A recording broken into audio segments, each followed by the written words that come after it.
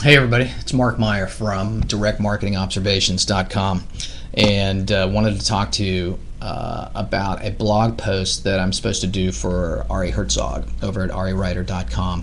If you haven't been there, it's just a great blog. He's dead on with a lot of his topics right now, so he couldn't be more relevant than he is right now.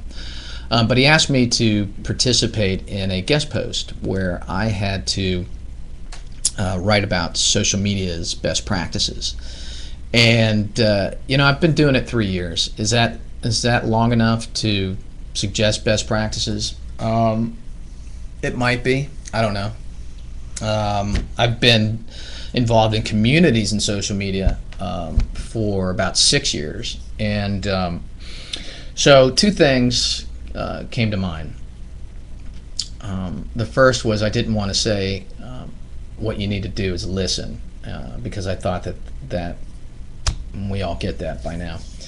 But two of the things that I thought were important that maybe get overlooked are participation and patience. And this comes from my experience. About 6 years ago, I started a community, and I had no clue what I was doing. None. I knew that I had to start one because we had a product, a consumer product that was killing, and I thought, let's start a community wrapped around this product and just watch it flourish. And you know what? It did. We got 5,000 people, and I did not have a clue to what I was doing. So I hired or got volunteers for moderators and thought that would be sufficient, and I would just lay low, as the administrator. And I can't tell you how many times the moderators would say, well, I'll ask Mark, we'll ask Mark. All of a sudden, Mark became the guy behind the green curtain. And he would make guest appearances from time to time and answer somebody's question. So Mark became this mythical figure, and that was such a mistake. Another mistake was that I would just come in, with the hammer, and if somebody screwed up or did something wrong, I would just kick them out. And so what happened? Let's see. I had one guy threaten me. I had another guy basically write a whole blog post on how he was going to kick my ass and wanted to kill me. And I had another guy that took it upon himself to go to every social network and do everything he could to basically trash me, the company, the brand, and what I ended up having to do was every day follow this guy's crumb trail and try and clean it up. So it was better for me to bring the guy back into the fold and monitor him that way. So the lessons that I've learned from that and that I still apply to this day are patience and participation.